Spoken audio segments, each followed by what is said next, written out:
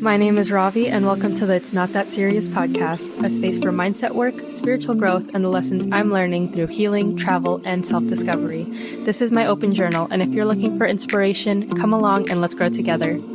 Today, we are going to have a very open, vulnerable, and honest conversation about what's going on and what's been going on for the last 2 months for me in my life. Shortly after I came back from Colombia, I got out of my most recent relationship. So I've been a single woman for 2 months, and a lot of changes have been happening, a lot of adjusting, a lot of reflecting, a lot of shedding of identities, ego deaths, rebirths, all that. I just want to reflect on that relationship as I've been doing privately. This is just to reach an audience. Hopefully it speaks to you. I mean, if you're here and you clicked on this, then maybe you are trying to have some sort of message relate to you. So, hey.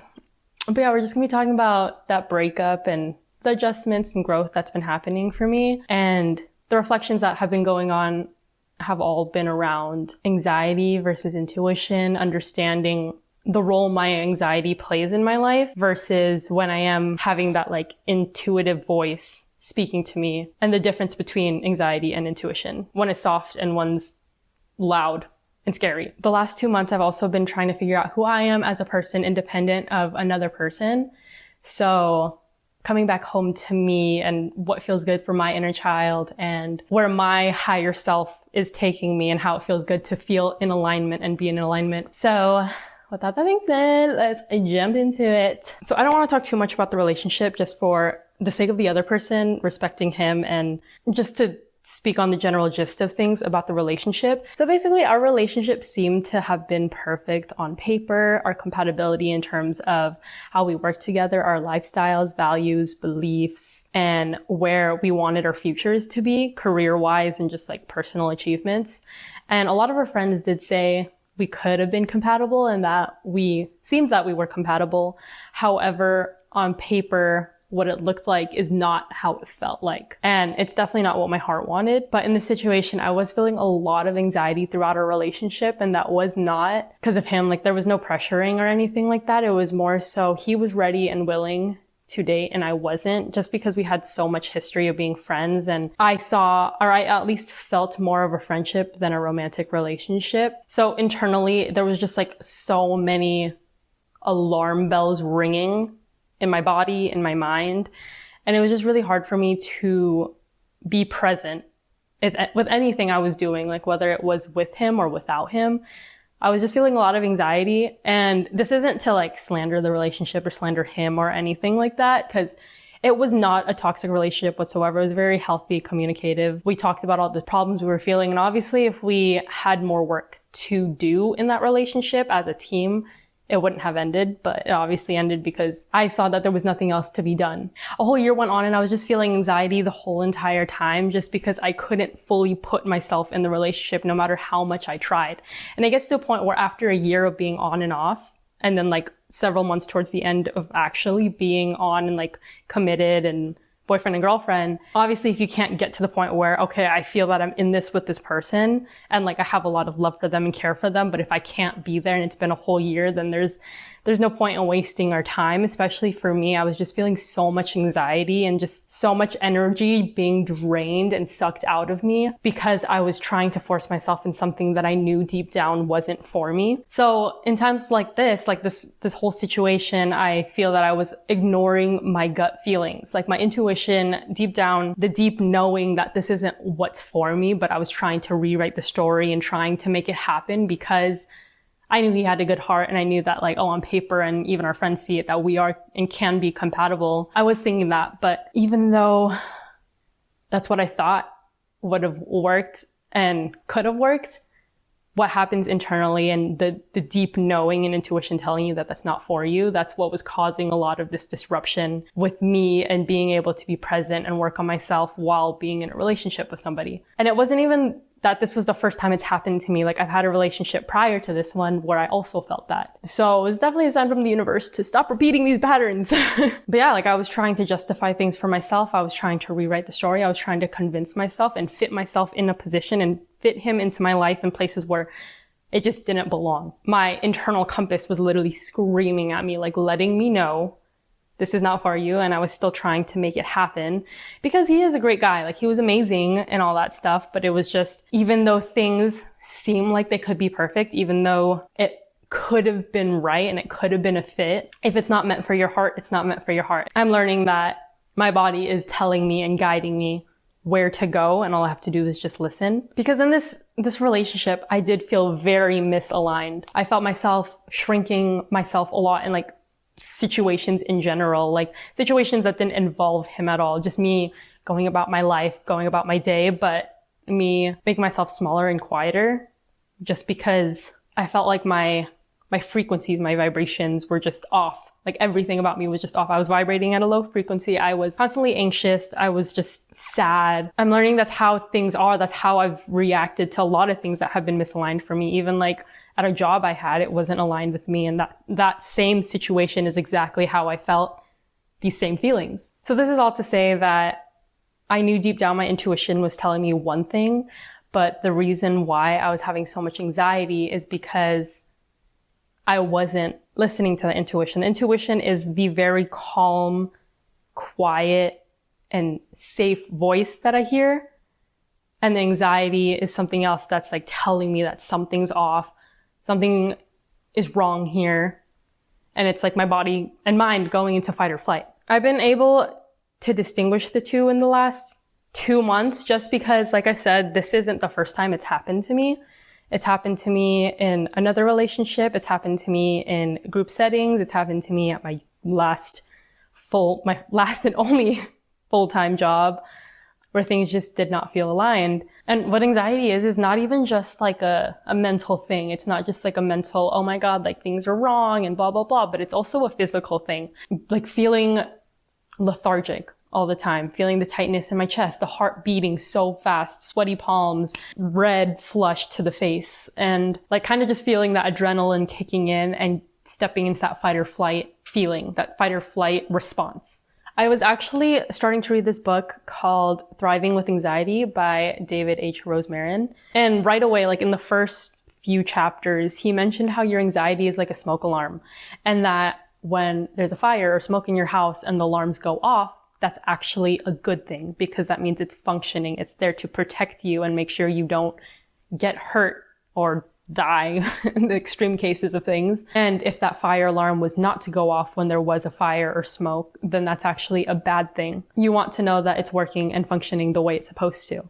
So the same things with your anxiety. Your anxiety goes off because your body and your mind remember that, hey, there was danger here in the past. There's potential danger now. And so I'm starting to learn that when I do feel anxiety, ways to calm it down, but not have that much of my focus where I'm like, oh my gosh, I'm getting anxiety again. Oh my gosh, something's wrong, something blah, blah, blah.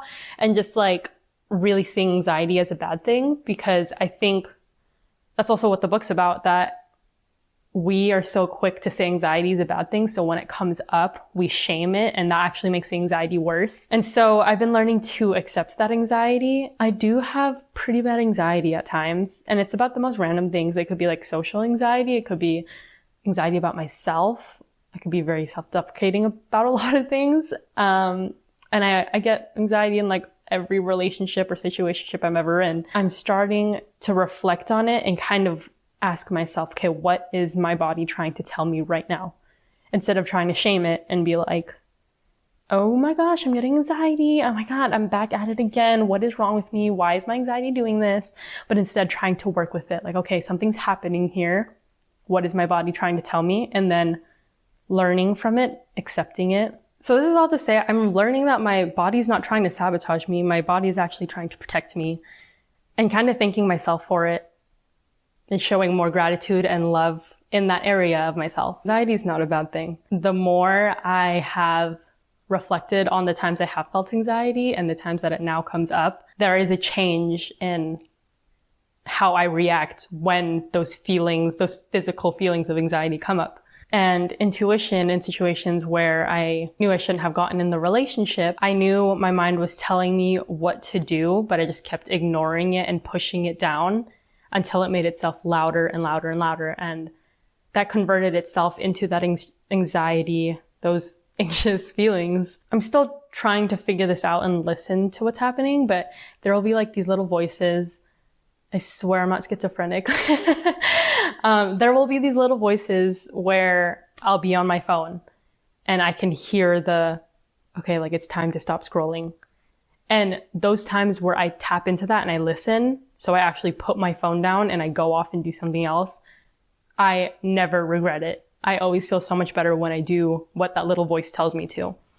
So there are times where I'll be on my phone and I'll be like, get up and drink some water. So I'll put my phone down, drink water, and I'll like instantly feel more refreshed. Or times where I'm like, okay, I really don't want to work out right now. But then I think, you'll feel better when you do it. Like little instances like that, the calm guiding voice is there and listening to that. And these are just like smaller daily interactions with that thought. But when it comes to a big decision, like being in a relationship, because that's not only a person that you're growing with, but it's a person you're dedicating a lot of your time, your energy, and yourself to. So it's a lot of energy being taken from you and given to that person. And that isn't to say like, don't give energy to yourself in a relationship. Like you definitely should be doing that. And I'm pretty sure everybody knows, just these are common sense things, but a lot of energy does go into making a relationship work. Where was I going with this? Oh yeah. Having that intuition tell me like, this is not for you, but me trying so hard to fight against that and put in energy to make it work. It was just like soul sucking. And it's not even, again, like it was not a toxic relationship. It was not unhealthy at all. It's just when things aren't for you, when they're not aligned with you and what you're supposed to be doing, you will feel that energetic shift. And the last 2 months, I have felt an energetic shift in the most positive way, especially in the last few weeks. Like I've been tapping into what does feel good for me and choosing these career paths and doing more research on what works for me and how I'm going to move about my future and successes, career, life choices, all that stuff. I've just really been protecting my peace lately. Like maybe I am more introverted than I thought because I have been loving spending time with myself as I should and as you should. Like it's so fun. I'm starting to love and accept myself in ways that I don't think I have before. This is like the safest and most secure and confident I felt in a very long time. Also, in this season, this era in my life, with the reflecting that I've been doing, I'm also noticing how I have tried controlling a lot of situations in my life. Like I've been trying to control a lot of aspects in my life, and in a way that's probably draining me more than I realized, because I will try to control like every aspect of my day. I'll try to control the way people view me or think about me or feel about me. I try to control situations that I'm in, like in the relationships I've been in, I've kind of tried to control the other person. And instead of hating it now, just more so working with it and just being like, okay, this is what's happening, but like meditating on that and just reflecting on when I am trying to control situations. And now I'm at this season of just letting go and surrendering, and whatever happens, happens. It is what it is, which is a lot to say in 2 months, but only time will tell how much growth and change happens. I truly do believe that things are supposed to happen the way they're supposed to happen when they're supposed to happen. Like there is a timeline when things come to you, they will find you. And so any challenge is just a learning experience. And so in those times where I've tried gripping that gorilla grip on like my relationships, my actions, people's views, people's feelings, all that stuff on me, I'm just like, logically, I knew this is something I cannot control, but I still had the urge to do it. And now I'm just minding my own business. Like, I'm gonna do what I'm gonna do. And if you hate it, okay, that's your problem. I'm gonna keep doing me. Because with this control, like it was creating so much pain and resistance for me. Just being so tense with everything, just trying to hold on to it when it's just not meant for you. And that was also what I was doing in the relationship. I was trying to make it work and I was gripping onto it so tightly to make it work when it obviously was not making me happy. And I was like, hey, what is this for? And it's not fair to the other person either. If it's not making me happy, why would the other person want to be in a relationship with their partner is not happy? I wouldn't want that. Holding on to something that's not for you also causes so much resistance to anything else in your life. Resistance to joy, happiness, freedom. Literally anything that is meant to come your way most likely won't in that time because you're not on that frequency to accept it. You're not willing to accept it. You block out those blessings for yourself. And so in letting go, you have that freedom. You end up vibrating on that higher frequency and it feels better, first of all. Second, you attract more things. My favorite quote that I've heard is, you attract what you are, not what you want. Let me repeat that. You attract what you are, not what you want. So if you are vibrating on a low frequency, you are only going to attract low frequency things. But if you're vibrating at a higher frequency and you are happy with where you're at, you are happy with who you are, you are happy with who you surround yourself with, then of course you will attract good things. And when bad things happen, you will still see it in a positive way. It's all mindset. And so now, instead of holding on to things that are not meant for me and understanding that things come and go, things ebb and flow, I am learning to let go, trust the flow of life, trust that things are going to find their way to me. What I am seeking is also seeking me. Oh, that was so powerful. I just gave myself the chill. Oh, I am truly learning the meaning of, if it is not meant to be, and if it is not for me, then it's not for me. And I am learning to let go, even for the things that I am hoping is for me and that I'm working to have work for me. Things are just like magically aligning. I'm just seeing all these angel numbers. I don't know if you believe in that or not, but I do. Sort of. I don't fully believe it. Like, I'm not like, oh, angel number. I'm completely like I'm still skeptical, but I'll see angel numbers. I'll feel it. It's more of a feeling. It's more of a knowing that I'm in alignment and I'm on the right path, because there's just a lightness to me that I now feel. The stage that I am in my life is a very exciting one, because I already dealt with that pain in this season of my life, and I'm going through all the changes, adjustments to recreate, rebuild this life for myself, to meet and become my future self. I'm in the stage of becoming and learning and realizing a lot of things about myself that wasn't too apparent before, or I'm growing out of a lot of things. A lot of shedding of skin is what I hear a lot.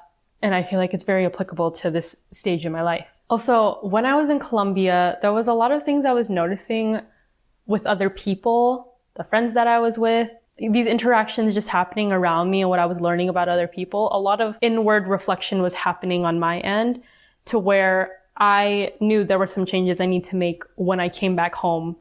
And I was only going to be home for like a little over 2 months, like 2.5 months, before heading out to travel again for several months. I bought a one-way ticket to Hawaii, so I really don't know when I'm coming back home. I vowed to myself that when I come back home, there's a lot of strengthening that I need to do, not only with myself, but my family members, my friends, my career, my spirituality. There was a lot of changes that I wanted to make, focus on, and strengthen. And I've been working on just that.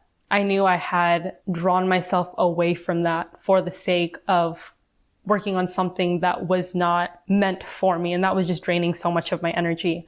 And now I am putting a lot of my energy into the things that do feel right to me, into the people that deserve it, because they're amazing people in my life. And also, like, I deserve it. Like, of course I need to love myself, because no one's gonna love me the way I'm gonna love myself. So, and I'm gonna be with myself my whole life. So, And this is a process that obviously has its ups and downs. I was at a very low point after the relationship had ended, but then eventually I had to pick up the pieces again and just keep building from there. With all this reflecting and all this pain that I've been feeling, because it wasn't even pain I was just feeling from the relationship. It was just pain I was feeling in my friendships and my family member relationships.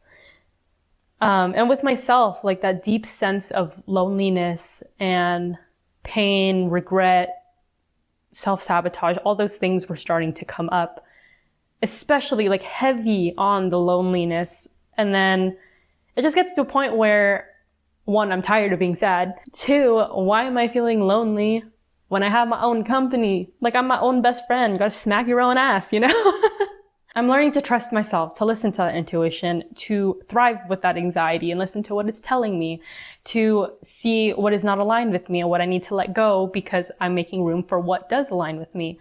And this is all to say I'm coming back home to myself. My body is my sacred place. My body's a temple. My body is the home to my soul, to my spirit, and I gotta nurture it. I gotta love it. All these feelings and all these triggers and thoughts, the good and the bad, are all part of the process and an experience to just how life is. And it's a beautiful thing. So instead of rushing the healing and kind of just allowing things to ebb and flow as they should, I'm making peace with the process. And I'm rebuilding that trust with myself and that confidence I feel with myself. I'm, one, showing up for myself, and two, seeing that I can do the hard things and I can overcome them. And coming back home to yourself is remembering who you are without all the outside noise and without the outside influence. And I'm able to hear myself clearly again, aka my intuition, aka my higher self, aka the all-knowing spirit within. Yeah, that's just a short little gist of what's been going on. I could go on and go deeper about all these things. I'm gonna just keep it light and short. But thank you for listening. Thank you for being here and being part of this conversation. And I invite you to reflect on your intuition. What has it been telling you? What has it been trying to tell you? Try to quiet the outside noise. See what your body is telling you, what your mind is telling you. The voice that is not loud and scary. Just a gentle reminder to trust yourself and feel safe to surrender into whatever the universe is trying to hand you or gift you. And if this message spoke to you, please let me know. Message me, comment. Let me know. I truly would love to hear what's going on and your feedback. But yeah, maybe this inspired a season of coming back home to yourself. Anyway, thank you for listening, and remember that life's not that serious.